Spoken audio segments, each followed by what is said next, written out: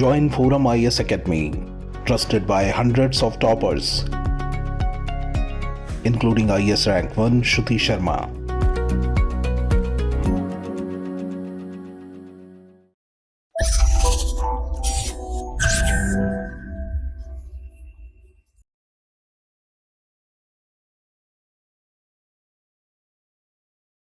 Hello guys, this is Vijay. A very good evening. In our today's discussion, we are going to discuss some 5 topics, right?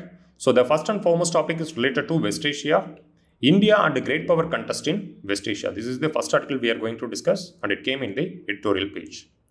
Then the second article is related to the mediation, a clear message to industry on dispute resolution. So this is the second article we are having. And here we will be discussing about the provisions related to the Mediation Act 2023 and what are the types of mediation which has been existing in India. Then the third article, Quad Minister hold talks on rule-based order UN reform. So on the sidelines of 78th UNGA meeting, there were talks about the aspects related to Quad, right? So that's what the article came here. And the fourth article is related to the Archaeological Survey of India. So the Parliamentary Committee, they actually showing the interest to revise the rules related to the monuments which are under the Archaeological Survey of India. Then the last article, as we have seen yesterday, it is related to the Khalistan movement and the Canada approach related to the Khalistan issues. Okay, so this is the last article we are having. Canada's soft approach could embolden Khalistan radicals. So this is the last article we are having. And guys, without any further delay, let us dive into the discussion part. So this is the article, it came in the editorial page. So India and the great power contest in West Asia. And here the author has been discussing about the two-part policy of United States and how the power shift has been happening in the West Asia and what are the opportunities India is having with respect to the West Asia. So this is how he has been articulating the article. And guys, here you can see the West Asia map, right? So these are all the countries which are present in the Western Asian region. And here we are having Azerbaijan. And here is the Armenia. Between Azerbaijan and Armenia, already the conflict has been going on related to the Nagorno-Karabakh region.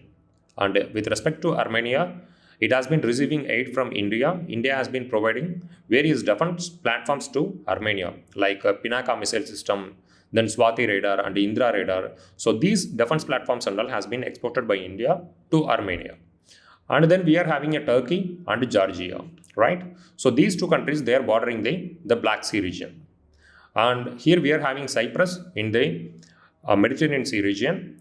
Then Lebanon is here and Israel and Palestine. So these are the strategic places which are present in the Western Asian region. Then Syria is here and Jordan.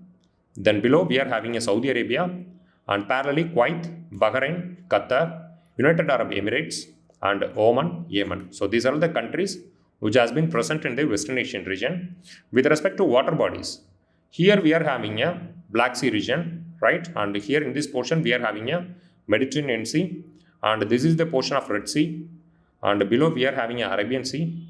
Then here in this portion we are having a Strait of Hormuz and here we are having a Bab el-Mandab and here the Persian Gulf is there. Okay, so Persian Gulf, it is in this location. So with respect to the Strait of Hormuz, it has been connecting two large water bodies. One is the Persian Gulf and another one is the Arabian Sea, right? So these are the strategical points which are located in the Western Asian region. Now let us come to the article. So here is the twofold policy of United States in the Western Asian landscape.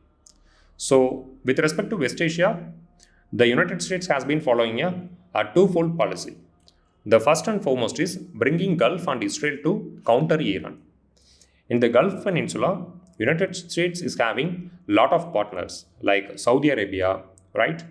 So these countries, they are having a cordial relations with the United States and Saudi Arabia and Israel are close allies of United States in the Western Asia. And in this scenario, historically, United States has been showing hostility towards Iran. So to further the interest of United States, Saudi Arabia and Israel, they have been actively participating with the United States against Iran. So this was the scenario in their recent past. But now the power shift has been happening and China has been filling the vacuum. Okay, so let us discuss it later. And the second policy we are having it, assuring its allies. So United States in this scenario, it has been assuring its allies it won't follow the exit policy. We all well known in the year of 2021 how it withdrew from the Afghanistan, right? So with respect to India, it actually had taken a big toll because we were supporting a democratic government. But once the United States withdrew from the Afghanistan, the Taliban came to power. But prior to that incident, we were actively supporting the democratic apparatus, what it has prevailing in the Afghanistan. So it was a backfire for India. So that's what United States, it has been assuring all its allies, it won't follow any exit policy from the Western Asian region, right? So this is the twofold policy the author has been discussing in the article. Then, what is the relation between USA and West Asia and how it has been going on? So United States, it has been acting as a pivot for the regional partners like Saudi Arabia and Israel and all. So Saudi Arabia and Israel, as I already told you, they don't have any cordial relations in the past, but all their calculations and all will be based on United States interest, right? So every regional agreements that and all will be signed only based on United States interest. So this is what the historical facts and all have been revealing to us. And how the power shift has been happening with respect to United States. In these days, United States, it has been moving its gear towards the Eastern Asian landscape and the Eastern Europe landscape. So it has been showing little interest in the Western Asian region because in the Eastern Europe, we are having a Ukraine crisis. The special military operations has been carried out by Russia against Ukraine, and the United States and the other Western powers, they have been actively supporting the Ukraine in the war against Russia. So that's what United States did a power shift to Eastern Europe region. And with respect to East Asia, we all well known China has been arising and China has been showing its dominancy in the region. So to counter the China in the Eastern Asian region and to ensure the free rule-based maritime order in the region, the United States has been actively participating in the Eastern Asian partners. Okay, so this is the power shift US has been doing in the recent times. And how about China? China is the front runner with respect to the filler of vacuum. So anyway, the US has been slowly withdrawing from the Western Asian landscape. And China, it has been potentially utilizing the opportunity compared to India. And these are the few examples we are having. The first and foremost is Saudi Arabia and United States on the one hand and Iran on the other hand. So the deal was brokered by China. Okay. So traditionally, because of United States, Saudi Arabia, UAE on the one hand and Iran on the other hand were the hostile states.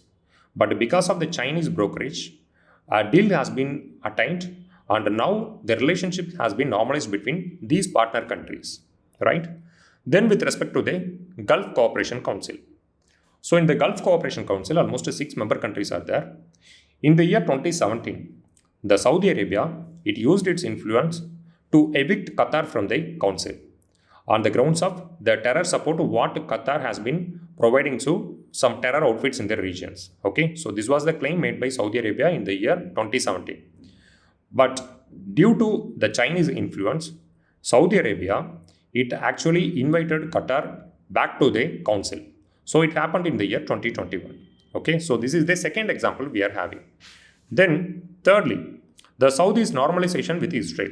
So here without any involvement of United States, Saudi Arabia, it could be able to achieve some normalization of relations with Israel. Okay, so this is the third example we are having. Then UAE, Saudi Arabia, Iran, they all are going to become a BRICS member in the year 2024. So this is also a setback for United States because with respect to BRICS, we are having Russia and China, right? So India is also a member country, but because of Russia and China, it will be a painful moment for United States. Okay, so these are the few facts the article have been discussing with respect to the Chinese perspective. Now, let us discuss about the China's clout in the region. So traditionally, 70% of the oil, which has been coming from the West Asia to Chinese industries and machineries. So China is having large dependency on the Western Asian countries. Then it is the largest trade partner with the Western Asian partners, and it has been doing massive investments because it has been taking several initiatives like Belt and Road Initiative and Silk Road Initiatives and all, right? So for that, it has been asking the member countries of the Western Asia to join the rally, right? So this is with respect to China. And with respect to India and Arab, we are having large volume of immigrants in the Arab region, and we are receiving a huge amount of remittances from the region.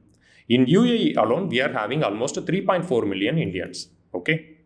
And with respect to trade, cumulatively, with respect to the Arabian countries, with respect to the Western Asian partners, we are having a trade volume of almost 154 billion US dollars. So here India is having a huge deficit because we have been importing massive amount of oil and other fossil fuel sources from the Western Asian region. So this is the second point we are having. Then what is the flashpoint between the India and Western partners? Western Asia partners means the Organization of Islamic Cooperation. The Organization of Islamic Cooperation, they have been hailing the support to Pakistan in the issues related to the Kashmir, right? So this is the flashpoint between India and the Western Asian partners, right? Then now let us discuss about what are the avenues. What are the avenues we are having in the Western Asian countries and how we can further our interest. So the first one is the Middle East corridor. So United States, it wants India to fill the vacuum what it has been creating rather than China. So that's what it has been inviting India to join the Middle Eastern corridor. If India is joining the Middle Eastern corridor means it will enable India to integrate better with the European countries also, right? So this is the first avenue we are having. Then with respect to INSTC, we are collaborating with various regional partners to integrate better with Russia. On the one hand, we are furthering the interest of United States. On the one hand, we have been balancing the relationship what we are having with Russia. So this is how India have been balancing the regional fluctuations in the Middle Eastern region. Then with respect to BRICS, as I already told you, we had invited 3 partner countries of the Western Asia to join the BRICS. So we are balancing the power, right? We are balancing the power and we have been recalibrating the power between the two blocks. So the last one, I2U2. I2U2 is an organization which composed of some 4 members. So here we are having Israel and India, then US and the United Arab Emirates. Okay. So these 4 regional partners, they are collaborating together and they have been devising certain modules to further the interest of the members of the organization, right?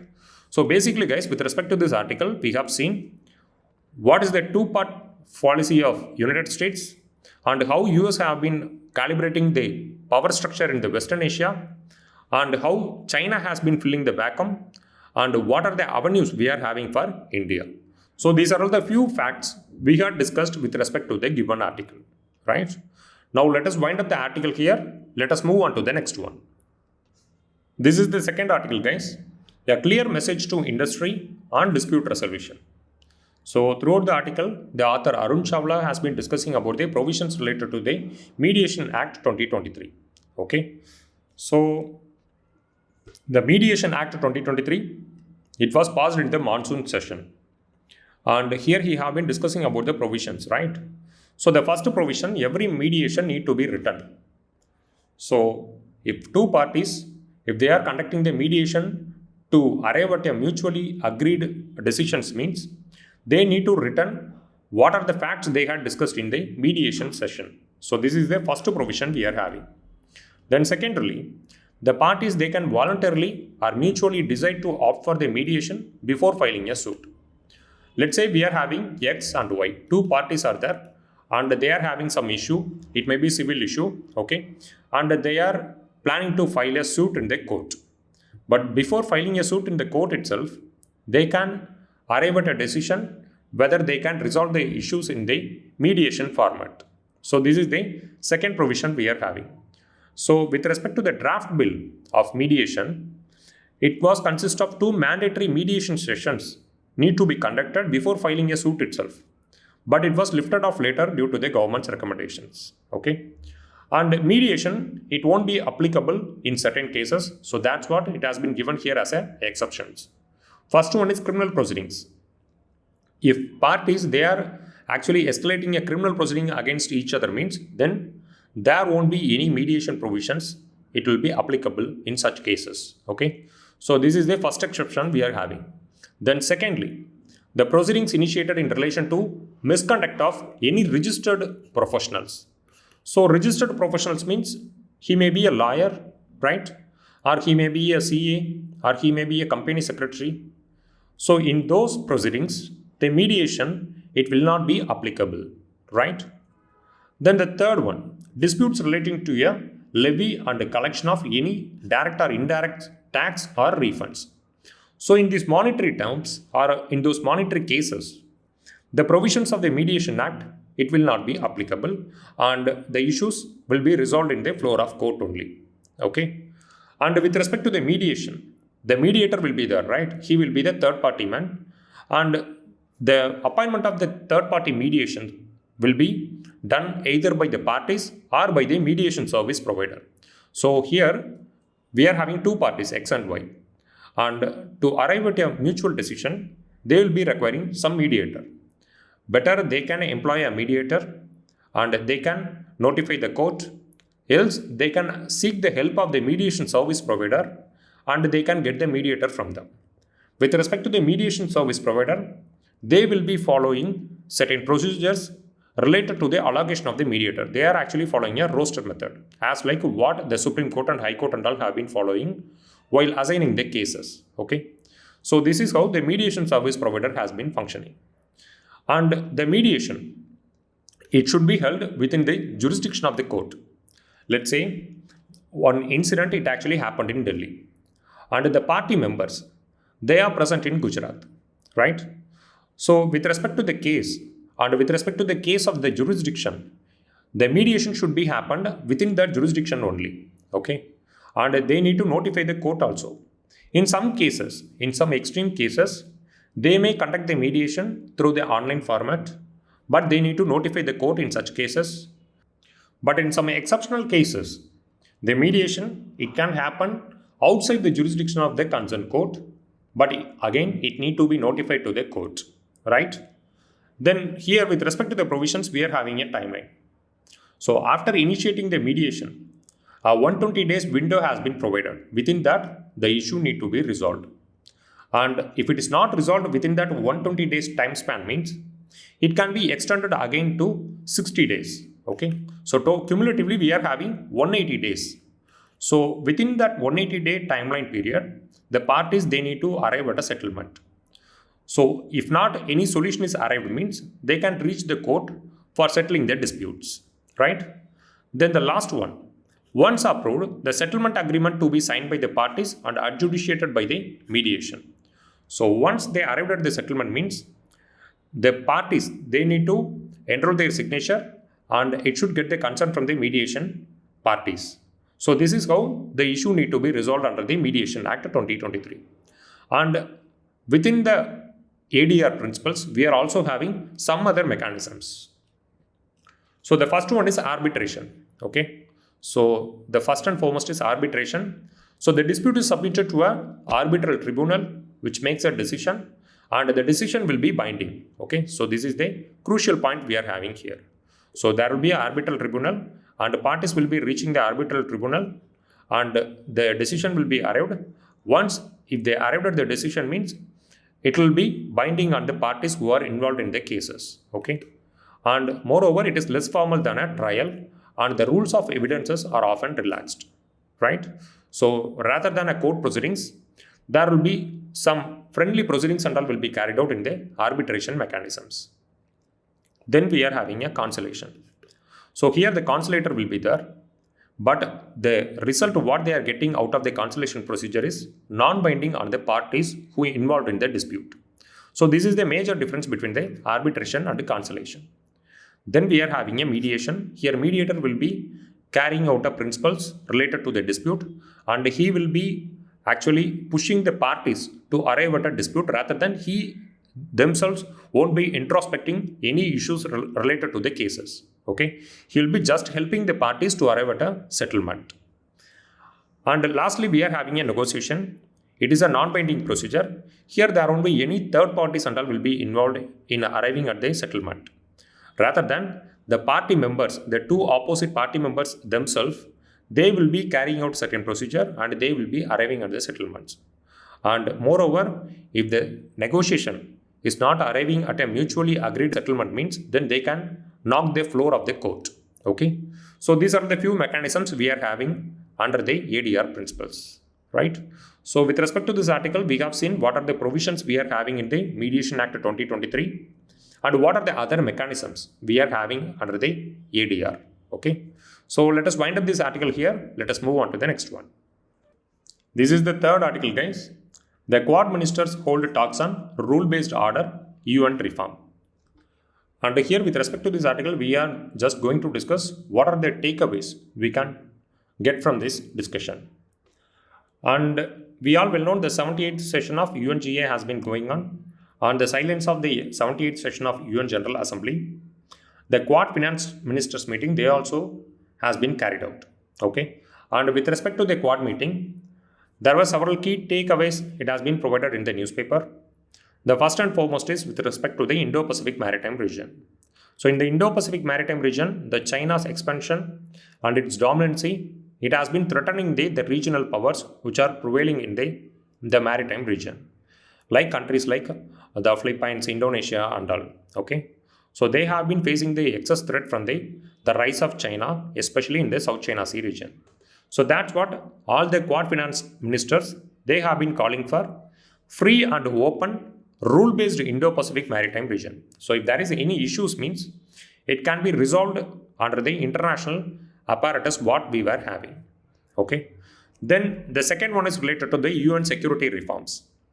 So the meeting, it has been happening on the sidelines of UNGA, right? So obviously people will be calling for the reforms in the security of United Nations. Okay. So the Security Council reforms need to be carried out. So this is the second proposal they had made in the Quad finance ministers meeting. Then the third one, countries like India and Japan, they have been calling for a renewed mechanism to fight against the terrorists. So in the international arena, we are well known, terrorism have been acting as a menace to almost all the regional powers. So that's what India and Japan, within the Quad meeting, they have been asking for a renewed mechanism in a fight against the terror. Okay. Then the fourth one is related to the Ukraine crisis. With respect to the Ukraine crisis, India, it shown its interest to resolve the Ukraine crisis in an amicable way. But it hadn't named Russia as an aggressor. So previously in the G20 meetings, almost all the countries, they named Russia as an aggressor. Okay. But it has not been done by India, both in the G20 meetings and in the Quad finance ministers meetings.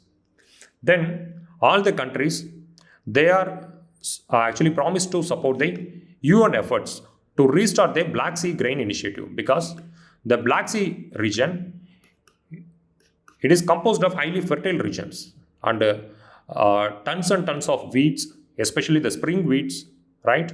And maize and all has been growing in the region. Because of the Russian-Ukraine war crisis, the grain exports from the region has been affected. So that's what UN efforts and all have been streamlined to restart the Black Sea Grain Initiative.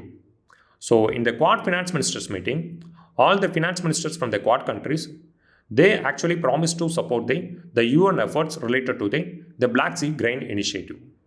Lastly, they actually condemned the Pyongyang destabilizing missile launches and the pursuit of nuclear weapon, because it has been creating a regional instability in the Sea of Japan and in the East China Sea region. Okay. So that's what all the Quad countries, they actually condemned the act of terrorism what the North Korea has been showing against the regional partners, right? So now let us have a discussion about the Quad. So Quad is actually composed of 4 countries. So India, Japan, United States and Australia. So here you can see a quad, a polygon with 4 vertices, right? So this is the Quad. So it is a quadrilateral grouping. So it is the grouping of 4 democracies, India, Australia, US and Japan. All the 4 nations find a common ground of being a democratic nations and also support the common interest of unhindered maritime trade and security. So this is the region they have been primarily focusing. Okay. So this is the Indo-Pacific Maritime Region. And here they are looking to ensure the rule-based order.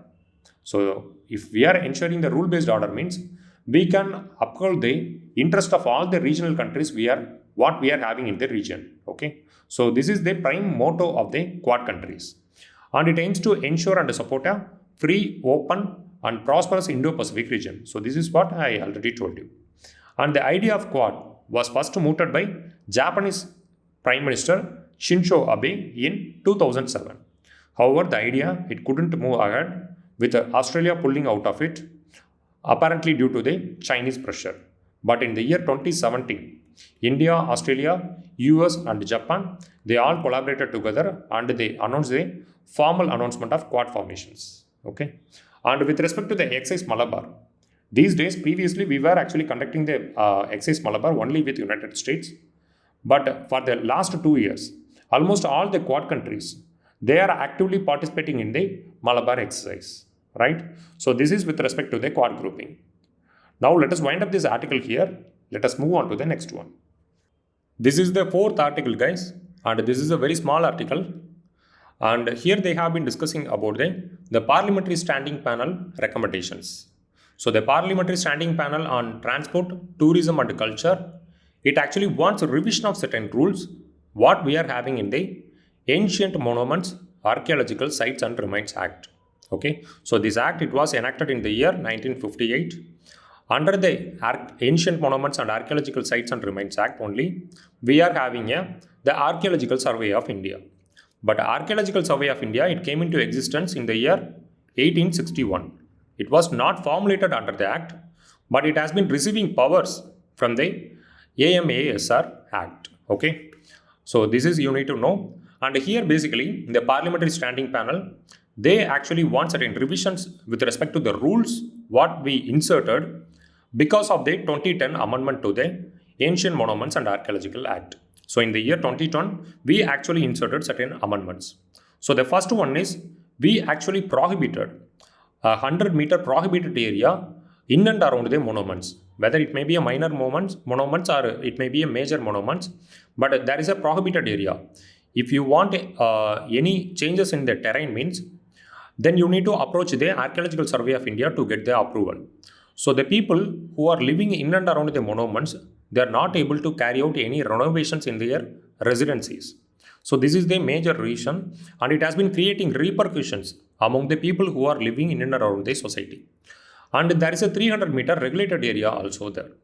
So basically, within the 300 meter of any monuments, if we want to make any changes with respect to the terrain or with respect to the any buildings means, then we need to get the approval. Consider some people, if they are living in around Mahabalipuram or in and around the Ellora caves and all. If they want to get the approval means they need to come to Delhi. Okay. So this have been creating huge ramifications in the ground. So that's what the Parliamentary Standing Panel, it actually wants the revisions with respect to the rules what we are having in the Ancient Monuments and Archaeological Sites and Remains Act. Okay. So this is what the article have been discussing. And moreover, it also recommended that the list of all 3,691 ASI protected monuments will be rationalized and it will be categorized based on the significance, uniqueness and architecture value and all. Because right now, we are actually imposing rules similar to both the major and minor monuments. So there will be a categorization and according to that, the rules and all will be applied in the future. So this is what the article has been discussing. And with respect to this article, as I already told you, Ancient Monuments Act, it came into existence in the year 1958, but we are having Archaeological Survey of India since 1861. And Archaeological Survey of India, it has been receiving the powers from the Ancient Monuments and Archaeological Sites and Remains Act. Okay. So this is the few facts you need to know with respect to this article. Now let us wind up this article here. Let us move on to the next one.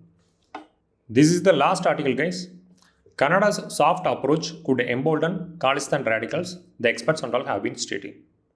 So with respect to the Khalistan issue, yesterday we had discussed about how it came into existence and what are the demands and what are the incidents we were faced in the historical past, including Indira Gandhi's assassination and Air India 182 crash, right, in which almost 284 Canadian citizens and all have been killed. So these incidents and all we had discussed yesterday. And in this context, the experts and all have been stating that if Canada is following a soft approach means it will take a toll not only on India but also on Canada. So this is what experts and all have been stating. Because within Canada alone, it have been creating a rift between the Indian Hindu people and the Indian Sikh people.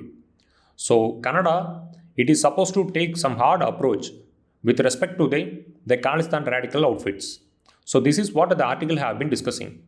And moreover, especially after the Mumbai terror attack of 2008, ISI has been actively supporting the Khalistan terror groups, and it has been providing training and it has been providing resources to their operations, right? So in this context, Canada also following a soft approach. If the scenario has been continuing means, in the future we can expect there is a big headache for India, not only in the internal security but also in the international arena, right? So this is what the article have been discussing. So with respect to this article, if you want any other content means, kindly watch the yesterday's discussion. Let us wind up the article here. Let us move on to the question section.